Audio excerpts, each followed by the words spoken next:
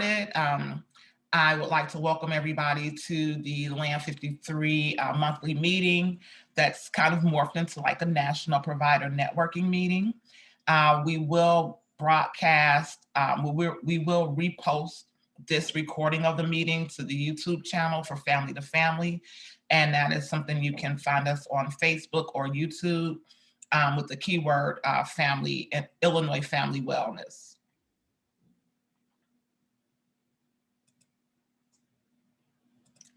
Just as a reminder, Land 53 is a regional network of providers that covers Bloom, Bremen, Rich, and Thornton townships in Illinois for a total of about 51 different municipalities with 51 different mayors, police departments, park districts, and a number of school district library boards, and so on. So we do try to get together monthly for the purpose of identifying and supporting strength-based programs, services, and advocacy to improve access to educational and mental health resources, and to begin kind of locating resources and working towards being able to support wraparound services for children that are not only in care of our child welfare system, but also to serve a role in preventing children entering the system. So a lot of the work that we do is within this monthly meeting where we network with all of you all and bring presenters to share resources that we think are applicable to agencies and organizations within our region. We are looking to have also national providers that join us monthly so that we're able to bring some of these national resources into the community. And if you guys are interested in presenting at one of the upcoming meetings, you can reach out to Kelsey Barnick, who is with us by way of DCFS and the University of Illinois at Chicago. We are also organizing an assessment work group. So you guys may be hearing from Kelsey, Ron, or Suzette Logan to do interviews with some of the agency administrators and providers, possibly for some youth and parent focus groups, because we really want to make sure that as we move forward and try to find guest speakers and organize and find and fill in the gaps, that we're encompassing the voice of the community and the things that the providers are actually needing in terms of resources and services. We talked last month, we had a presentation from School District 156, which talked a lot about the work that we have collaborated with them in terms of their social and emotional learning initiatives around addressing trauma, especially pandemic-related trauma that we know a lot of our students and families are dealing with due to COVID and just really a lot of things that were happening pre-COVID that the pandemic just really exacerbated. So I'll send out a follow-up email, a short survey. Lions Clubs International is offering to put together a free training so that if other schools want to implement the Lions Clubs program in your districts or in your buildings, we'll offer that training at no charge. I'll kind of get and see who's interested so that we can set a date. Because of the pandemic, we are offering this as a 2-hour virtual training, but anybody who would attend, we're looking for people who would sincerely be interested in actually implementing the program. The training is 2 hours and participants would get a 5-year license. All of the materials are online and we can do up to 40 people. So I will make sure that we kind of capture everybody who's been attending and send out an invite and kind of work around some potential dates for the next training. The agenda today is going to be, pretty short and to the point. As we mentioned when we met last time, we've got a couple of active committees, our steering committee that is taking on some of our more logistical organization for, identifying guest speakers and these training opportunities, and really kind of working through the process of leveraging our resources so that we are so that we are able to provide services within the land. So that is a committee that meets a couple times a month. And I mentioned the assessment work group, which is also meeting a couple of times a month. So we really wanted to have this monthly space so that we could bring some of these providers to the forefront. And so our agenda today is we're gonna hear from Gia Washington with Sertoma Centre. She's gonna talk to us about some of the work that we've been doing around mental health first aid training and the services that Sertoma Centre is offering. We're very fortunate to have with us today Special Agent Greg Sazowski. I know I always mess that up, but Greg is with the DEA. He's with the Chicago field office, so he's gonna talk to us about some of the services that the DEA has to offer, specifically around drug prevention. A lot of people don't know the DEA is not just agents. They have a very robust and very dedicated group of agents and drug prevention coordinators across the US. And I've worked with the DEA in a number of different states on community-based drug prevention programs. So we're very fortunate to have Greg here. After the two presenters speak, we are going to set them up into two separate breakout sessions so that if you guys would like to learn more about their presentations or ask questions to them, we're asking them to just kind of host a breakout session. We've scheduled 20 minutes for that so that you guys can either go into a breakout session for 10 minutes or stay with them for the entire 20 minutes. As they're giving their presentations, if you do have questions, I'm going to ask that you put those in a chat box. And what Kelsey's going to do is she's going to copy those questions and send them to the break room, just so we can make sure that your questions are being answered, but that we are managing our time appropriately. After that, we'll come back together as a group and we'll, open up the floor for any feedback that you guys have about today's sessions. And then Kelsey's going to kind of round us out with some announcements, which we've asked if you guys do have announcements, if you can please email those to Kelsey.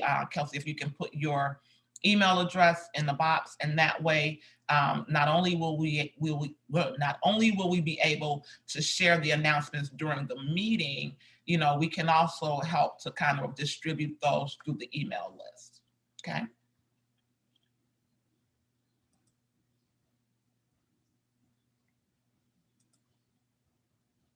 So I am going to turn it over to Gia. I'm gonna make sure Gia's on with us today. I'm here. Okay, so Gia, I'm gonna actually make you a co-host. So Okay. that way, if you have slides that you want to share, then you can go ahead and just start the share. I'm gonna stop my share.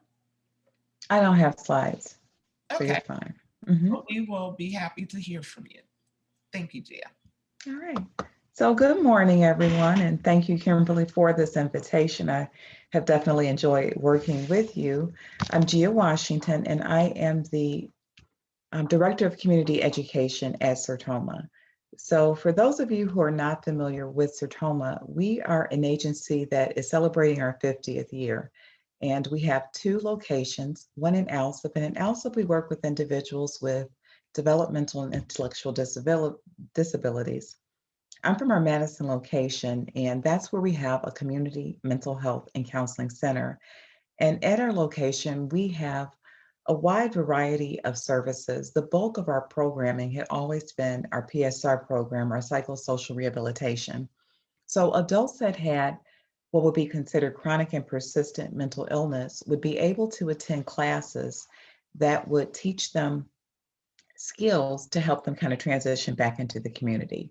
So they may take classes like medication management, symptom management, communication skills. We've had to shift that to virtual and during COVID, and now we're starting to kind of have more of a hybrid to provide services for as many people as possible while also keeping them as safe as possible. We also have a community support team, and so we have individuals who were living in maybe like nursing home-like settings, and now they're getting their own apartments and just need help navigating the community, making sure they're connected with all of their medical providers, that they're getting the medication, that they're connected to banks and grocery stores and anything else they might need. Checking in to make sure that they're doing well. We have a homeless initiative grant, which allowed us to create a mobile crisis unit. And that crisis unit goes out into the community just to identify people maybe who are unhoused, but still in need of services. Um, we have a living room, and the living room is called the living room because that's what it's designed to look like. And it's an alternative to having to go to the emergency room if maybe someone is experiencing elevated symptoms. If you ever go to the emergency room, you know, it's bright, it's loud, it's chaotic. And if you're agitated, it can be really hard to calm down. At the living room, you don't have to have insurance. You're welcome to just drop in and receive support from a peer. And then we also have clinicians on hand as well. We have just expanded and we are now starting to offer services to youth. And so we've partnered with Bremen Township to do that there, but then we're also offering counseling at our location as well. We're getting our individual therapy, the private practice side of Sertoma back up and running. And so that's going to be another resource to the community. And then I'm with our community education department. And what we do is we go out into the community and provide trainings. We've been very fortunate that to receive grants that have allowed us to do these for free. And the whole goal is really trying to decrease the stigma that's often associated with mental illness and increase mental health literacy. What we're finding a lot of times, you know, even when we start to think about our young people, is that we can identify problems. You know, we'll identify the problems oftentimes based on the behaviors, but we're trying to like ask those questions, not what they're doing, but why they're doing what they're doing. We're trying to go underneath a bit to really understand if people are struggling mentally and to increase not only that awareness, but to also promote that message of recovery. Recovery not meaning that you won't have struggles. Recovery meaning that if you do, you know that there are supports available, you know where to access those supports, and also trying to create a community of people who are supportive of people who are living with mental health challenges, really trying to decrease that stigma. So when we think about educating youth advocates, there are a couple of trainings that we offer that we've provided so far. And one of those is the evidence-based training of mental health first aid. There's an adult version, and then there's also a youth version. The youth version is for adults that work with youth between the ages of 12 and 18. And that training is now either offered in person or we have a virtual version. And with the virtual version, there is 2 hours of pre-work that needs to be completed independently before attending a 5 to 5.5 hour instructor-led Zoom class.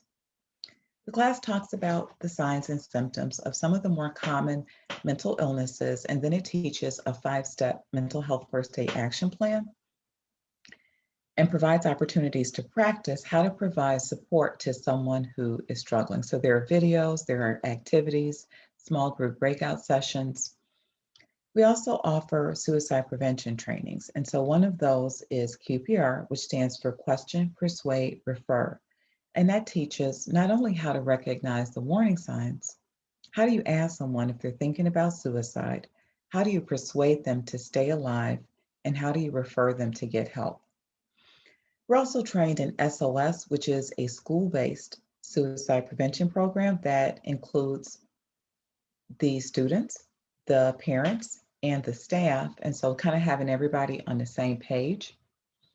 And then next week, we will be headed to Washington to get trained in Safe Talk, which is another suicide prevention program. So we're really looking forward to being able to offer that one to the community as well.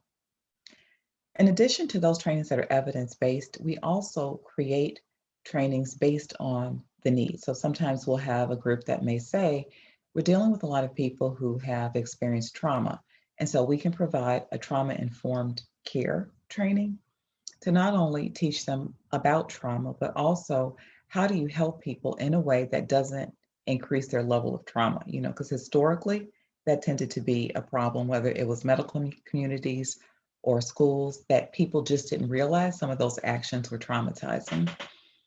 We've also offered one on bullying. And for those who don't have the time to commit to the mental health first aid, we've offered a condensed mental health overview that just really talks about some of the more common mental illnesses. All right, so Kimberly, I see you put in the chat box that we are going to have a mental health first aid class on April 23rd. So if anybody is interested in signing up for that, if you could just let us know.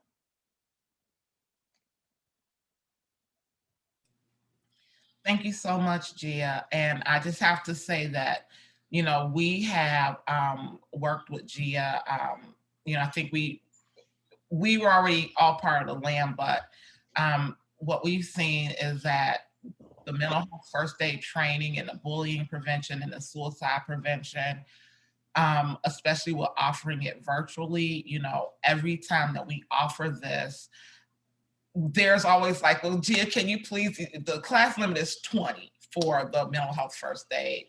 And it's always, there's always a waiting list, there's always a waiting list for that. And so it's a very timely and necessary training. So Gia, can you just kind of share, are you able to say, for example, I know we've got some schools on board, we've got some representatives from DCFS.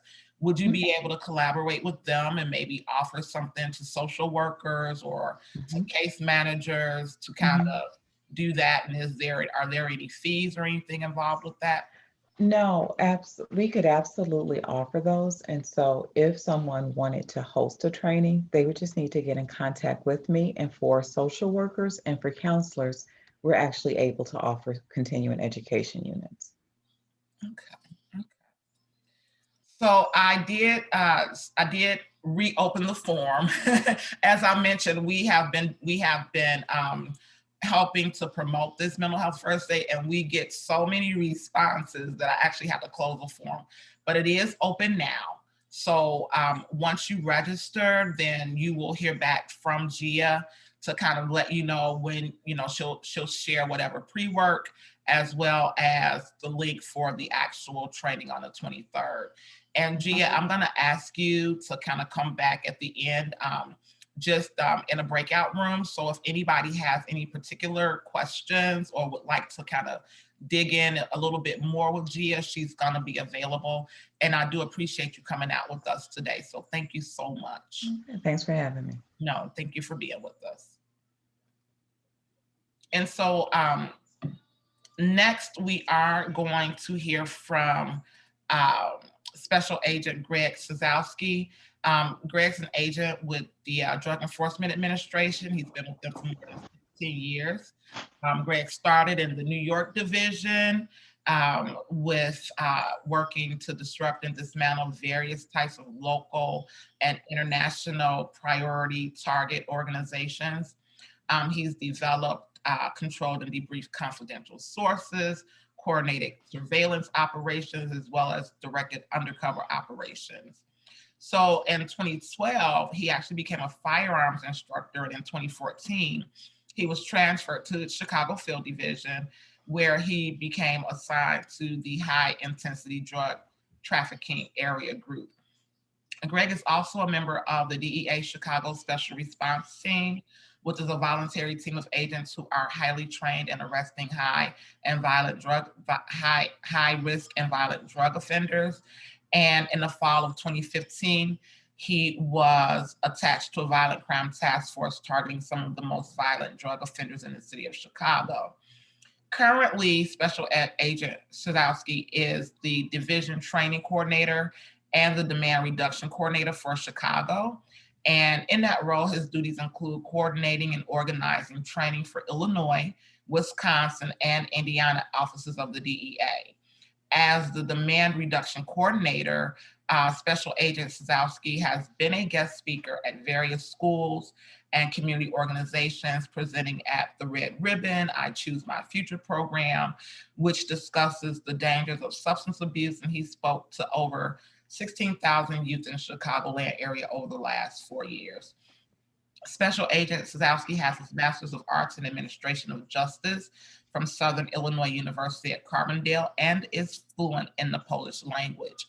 And I have to say, a lot of the work that I do with the Lions, we have a partnership with the DEA around drug prevention. And, we've had Greg on some of our meetings, and, he shared his background and some of his personal experiences and why he's a part of that mission to reduce the demand. And so we're very fortunate to have him with us.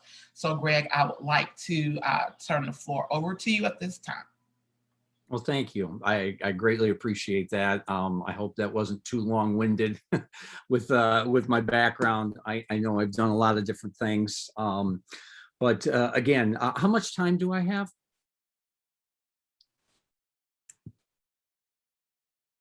Kimberly, how much time do I have? She's muted. Yeah, you have 20 minutes, Greg, and then we'll let you we'll let you host a breakout session. So if folks have questions or want to ask more, then they'll be able to continue the conversation. Okay, great, perfect. That's what I needed to know, just so I have a timeline. I do have a PowerPoint presentation to give you guys a sample of what we provide. Again, thank you for giving that information, and Gia, thank you for what you're doing with mental health awareness. That's actually a really important issue to me, specifically because 4 years ago, my wife was shot and killed in front of me and my kids while we were driving home from a vacation in Wisconsin. Mm-hmm. And that person was a paranoid schizophrenic. He was high on synthetic marijuana, and he also had alcohol in his system. So I actually also discuss that story when I go out and speak to the communities and schools to talk about the drug angle as well as the mental health, but also about the trauma that me and my children have gone through. And I use that story to let people know you can get through difficult times. Mm-hmm. And you can surround yourself, or hopefully try to surround yourself around good people who care and want to make a difference in your life. And every time I've spoken at a school, I have children come up to me and tell me about a drug problem they have, or a family member, or a trauma that they've gone through. So I truly believe what I'm doing now is very important. To not only represent DEA, but to reach out to people and let them know there are avenues they can take to better themselves. So with that being said, I'm going to start my PowerPoint presentation, if that's okay. So I'm going to do a screen share.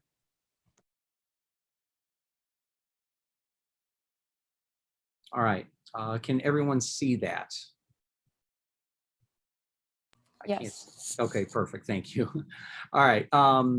So again, my name is Special Agent Greg Truskowski with the DEA.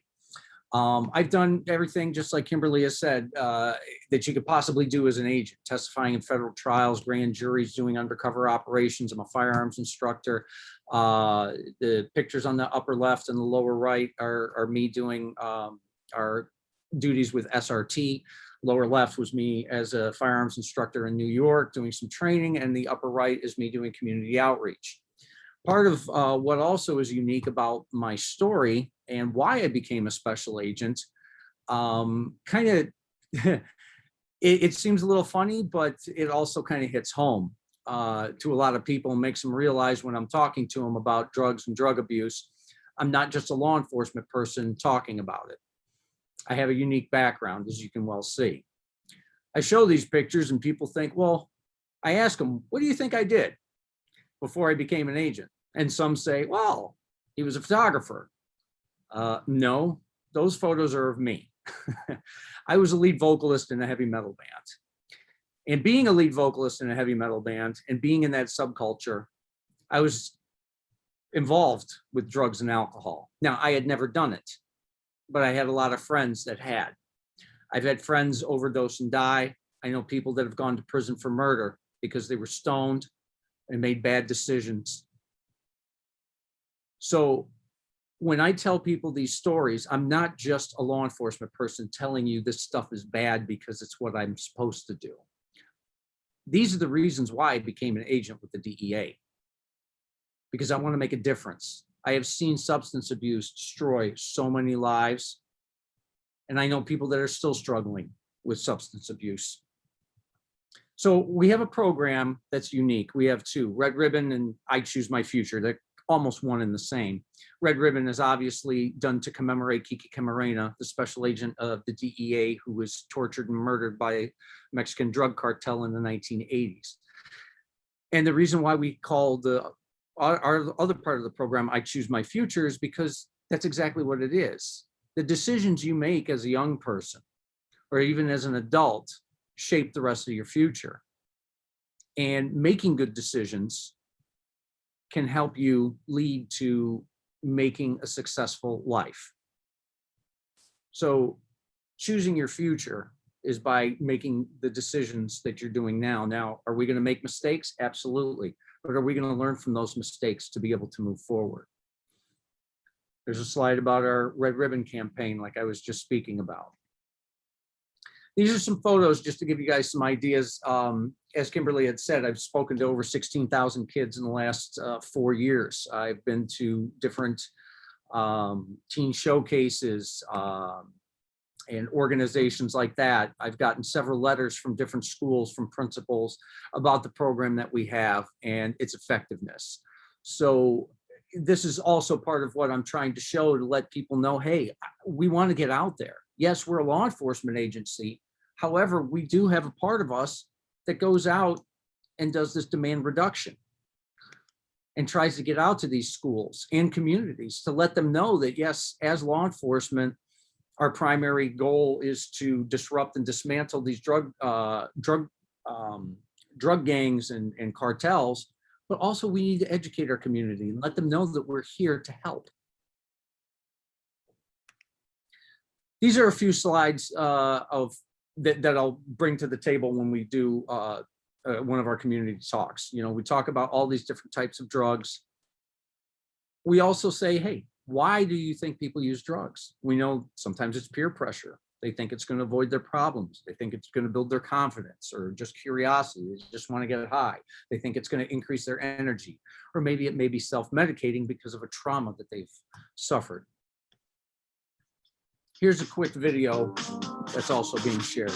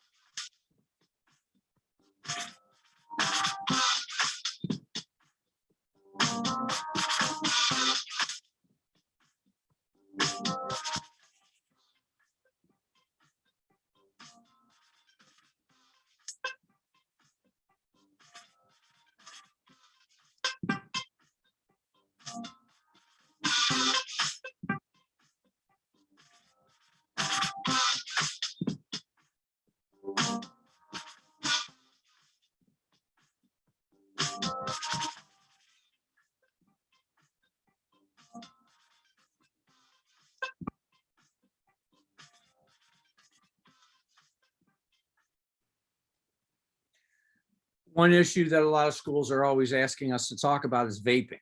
And what we're seeing now is marijuana or THC in these vapes. So we're able to talk about it. Normally, we can't really talk about marijuana, or excuse me, alcohol and cigarettes, because those are legal substances that the DEA doesn't, have any enforcement rules with. However, with the vaping, now we're seeing THC levels as high as 90% in some of the schools in the Chicago area. I discuss about how, they were trying, the vaping companies and the propaganda that they were putting out there was really trying to get young people interested in this stuff to get them addicted. There's also lifestyle products where they can hide how they vape, like the backpack you see there with like a little straw essentially to vape through. Same with hoodies and things like that, or a mouse where you can hide vaping devices. Just to kind of show people and let them know what's out there, especially the adults when I'm talking to a group of adults. These are some cartridges, vape cartridges that we've seized here in Chicago. Talk about, the marijuana concentrates. And again, we've seen it as high as 90% here in Chicago. I've physically seen it at one of the high schools of the seizures that they've made. The numbers are constantly increasing with how many young people are using vapes. And then the confirmed deaths and illnesses are just raising higher and higher every day. I actually had a young person come up to me at one of the high schools I was speaking at who had said, please use me as an example. He was on the swim team at the school. He was a great swimmer. Unfortunately, he started vaping, got hooked on it, and had this E-valley sickness. His lungs are so messed up, he can't even swim as well as he used to before. Talk about prescription drugs, because we know prescription drugs are obviously a big issue as well. Hey, I'm Marcus, and this is Alex and Jack. We've been friends since we were kids. Last year, we started high school, and Jack's older cousin, Corey, has been showing us around. One day, we're all skating at Admiral Park, and Corey pulls out these pills. First, I thought they were just his allergy medicine or something, but then he gives one to each of us and tells us to take them. He says it's cool. I didn't know what to do since I'd heard they were okay to take, but I didn't want to get messed up. We all look up to Corey, but it just didn't feel right. As Alex and I skated home, we talked about the pills Corey gave us and agreed that it's crazy to take them to get high. I see him take his pill out of his pocket and toss it. I toss mine too. We never needed pills before. Why start now?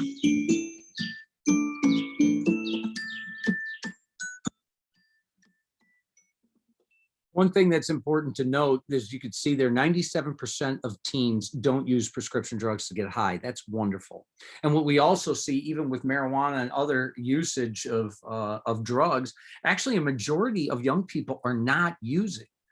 And that's something that we like to share with the young people, because a lot of times they think, oh, well, no, everybody's doing it and it may be okay or whatever, but that's not the case. A majority are actually not. And that's the studies that we've found working with these different drug coalitions, which is wonderful, but we still want to make that number even better. We talk about the circle of addiction. In this example, it can start with a low-level narcotics prescription. And then once an addicted person, they might want a stronger narcotic. And again, this is dealing with prescription drugs in this case, but the circle of addiction is similar in all cases. As that addiction continues, they may want something even stronger, such as Oxycontin, which we don't find now anymore because it's we've gotten rid of that legal drug. And then we found that they're moving from oxys to heroin and vice versa.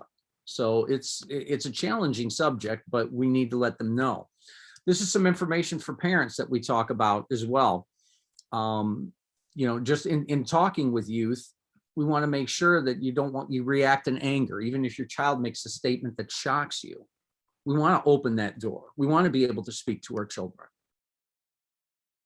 Do explain why you don't want them to use drugs. For example, it can mess up their concentration, memory, motor skills, and lead to poor grades. We also talk about how the developing teenage brain can be highly damaged by using substances. I mean, research shows that your brain isn't fully developed until almost your late 20s or early 30s. So you're still constantly growing. And just because, we let people know that just because, one kid, seems to be getting high and he seems to be fine, doesn't mean it's going to be the same for you. Everybody's body is different. And just what you see on the outside may not be actually what's going on the inside or in their own homes. Don't expect all conversations with your children to be perfect, because they won't be. Be there for your children when they want to talk, no matter the day or night or other demands on your time. We need to be there for our children. Don't assume your kids know how to handle temptation. Instead, educate them about the risks and alternatives to temptation so they can make healthy decisions. And that's what we try to do when I go out and speak. Do praise your children when they deserve it. This builds their self-esteem and makes them feel good without using drugs. Don't make stuff up. If your child asks you a question you can't answer, promise you'll find the answer and you can learn together. We also talk about just getting help. Again, when I've gone to these schools and talked to kids, and every single time I've had someone come up to me and share with me a trauma or a drug problem, I'm able to get them connected with the school counselor or a teacher. I let them know that the teachers in the schools, they care. They want to make better for those children, for those students. They're doing everything they can. That's why they're teachers. That's why they're counselors. That's why they're out there, because sometimes they don't have that at home. So again, these are some of the important things we talk about. And as I talked about before, that's a picture of my my family. Unfortunately, my wife is gone. And usually at the end is I'll tell the story that I actually talked about in the beginning and let people know that, you know, even though I've suffered this trauma and my children have, we're still here and we're trying to make a difference. I know I'm trying to make a difference, and I want other people to learn from these things and to be able to help other people. Thank you.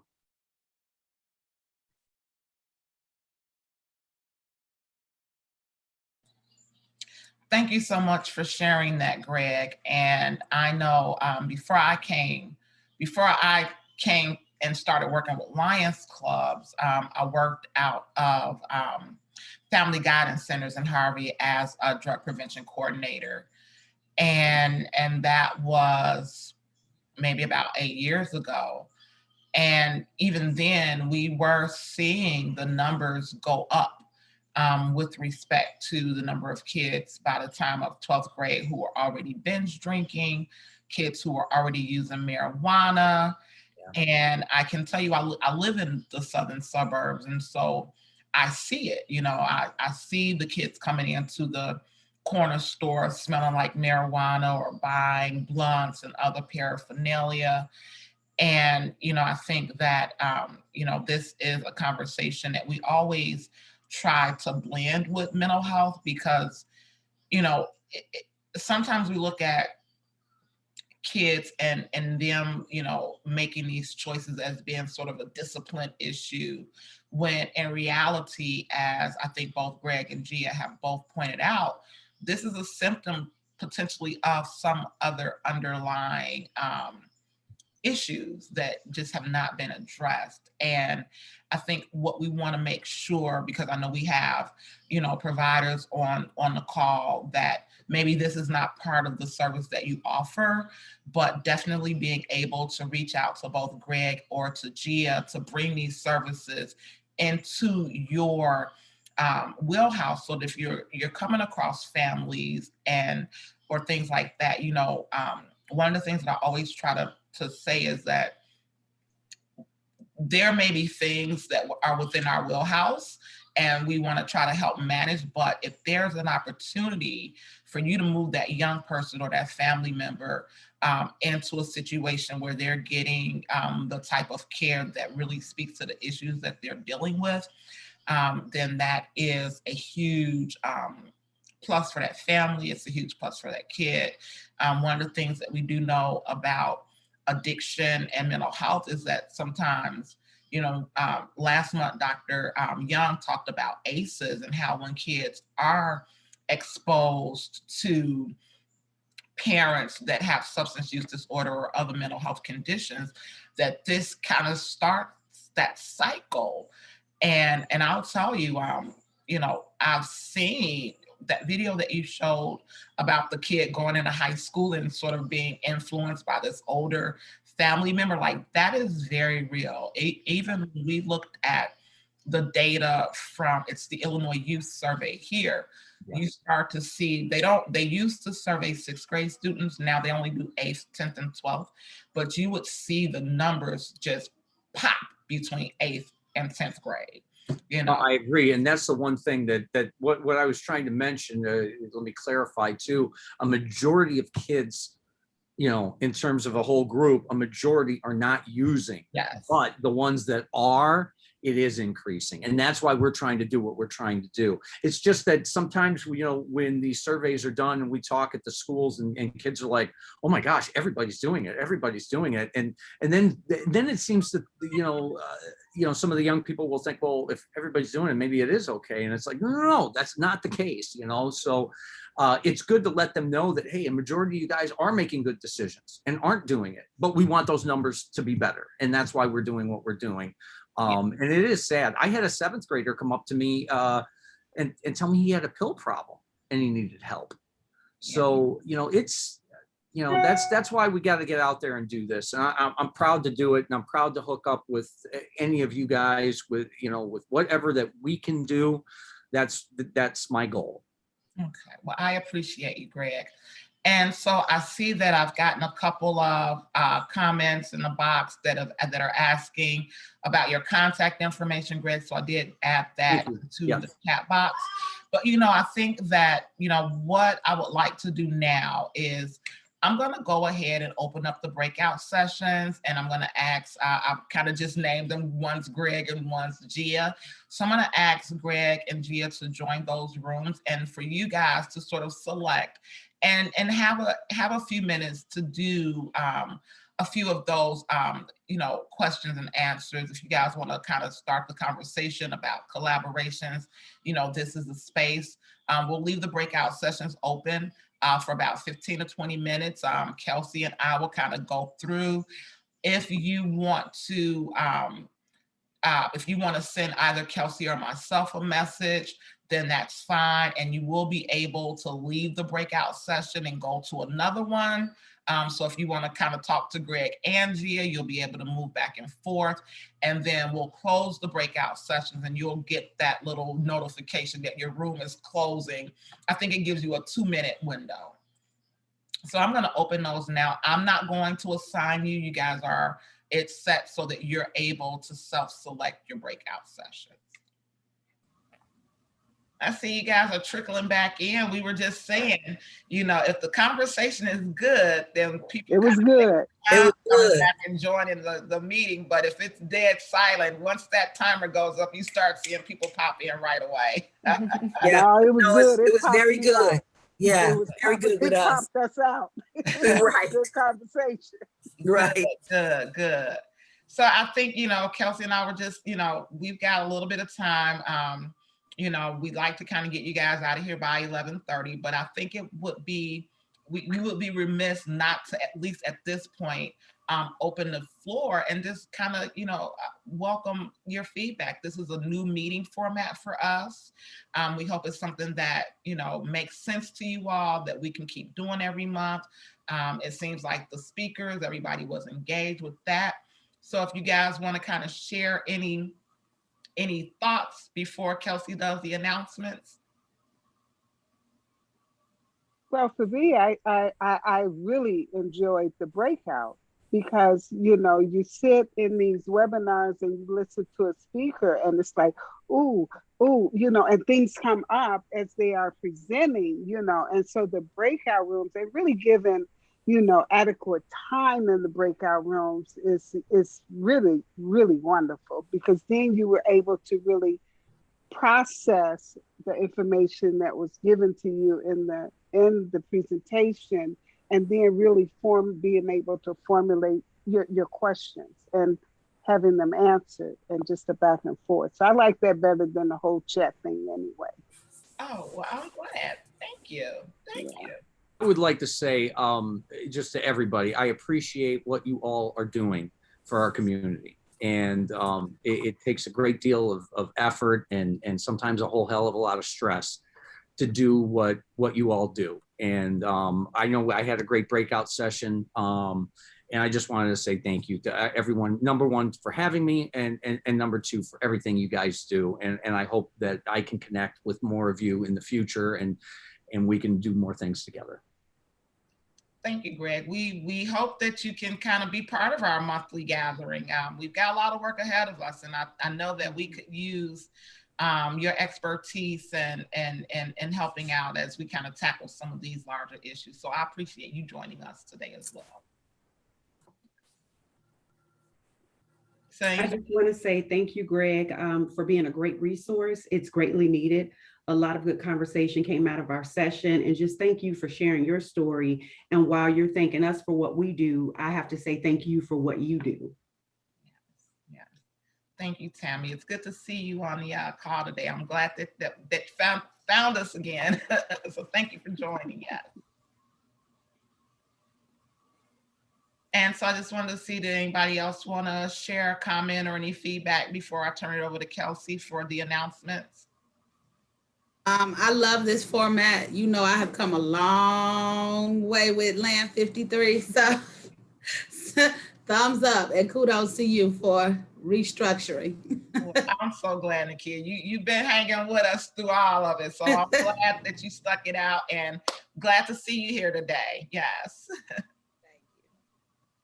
Okay. So I do, you know, as they say at the office, I think I may have an opportunity to give you back about 30 minutes of your day. So I am going to ask Kelsey to kind of run down a list of announcements that we've gotten in and share that with you all. And of course, if you are having announcements and things that occur between our meetings, Kelsey's going to be the contact to help us process that. So Kelsey. Yeah, I just wanted to share my contact information again with you all, just in case you weren't able to see it in the chat earlier. But yeah, you can send me the links to anything and I will upload flyers. I will put announcements in one single document going forward, just so it's easy for everyone to access. And I will share the links to that document. One second. So the March 2021 folder is just going to have information like the meeting minutes, and it will also have all the flyers that were shared with me or Kimberly the past month about like events and things like that. And then the announcements page will take you directly to the announcements for the month. So with our announcements, we have created a list of links that have applications on it for the steering committee, or if you have an agency update, if you want to be a guest speaker. And then links to other useful forms, and that is on the announcements page, so you can see that link on there. The Lions Club International Foundation is accepting applications from schools and community organizations interested in receiving free training, technical support, and materials to implement evidence-based social and emotional learning programs for children pre-K to 12th grade. There are also additional opportunities specifically for community-based organizations to participate in an upcoming study on delivering SEL programs virtually for youth age 12 to 14. Our second announcement is Illinois DCFS is hiring. So if you go on that March Land 53 folder, there are information on some different career opportunities that are available, and there are also registration links for a virtual employment information session with DCFS where you can learn more about getting a career with DCFS and answer any questions you might have. The DEA is hosting a coalition capacity enhancement virtual training on April 27th and April 29th from 11:30 a.m. to 11 a.m. Central Time. There's a flyer about that in the March folder as well. The COPE and the Sertoma Centre will be hosting a mental health first aid certification on April 23rd from 9 a.m. to 2 p.m. Central Time. And there's a flyer on that in the March folder as well. Applications are open now until April 2nd for the Cook County Emergency Rental Assistance Program, which can pay up to 12 months of missed rent and missed utilities and up to 3 months of future payments. And so there's a link on the announcements page that will provide you a little bit more information, but it's open to suburban Cook County residents, so you can share that with any groups you might have, but it does close April 2nd. We are recruiting members for the steering committee, so if you are interested in meeting twice a month and working on the planning side of the land, we have openings on our subcommittees and openings in the assessment work group, which is working to develop those community profiles and get some more information from providers and community members. We are booking guest speakers for each month, and there's a link to the form there. So if you know anybody or if you're interested, please fill it out. And then finally, if you have any announcements, you can email them to me and I will share them with the rest of the land. Thank you. And I think one of the other things that Kelsey and I talked about is that originally there were 65 lands throughout the state. And, and so they're all sort of, they cover different geographic areas. And so one of the things that Kelsey asked me was if she would be able to share, sort of how we're doing things and even some of the resources such as what Greg and Gia are presenting with these other lands. And so I think that's a huge opportunity to kind of start to build relationships, not only for our region, but to see how we can even start to connect statewide. And I'll share this recording also with some of the partners that I work with in other states, because trust me, we are not on an island with respect to, that's my mini little roommate here. So we are not on an island in some of the issues that we're tackling. And so, so please feel free, as Kelsey said, to share those announcements, to share those updates. We meet a couple of times a month to try to put these things together. So we welcome the support and your feedback and your expertise and experience to be part of this overall effort. And with that, I would like to really thank everybody who took the time to spend this hour and a half with us this morning. I think that moving forward, we'll try to keep the meetings to an hour and a half so that you can, get the information and share it within your networks. If you have any questions, you can reach out to myself or Kelsey. And I am going to close out on that. Thank you guys so much for joining us today, and please enjoy the rest of your afternoon. Thank you. Bye-bye. Thank you.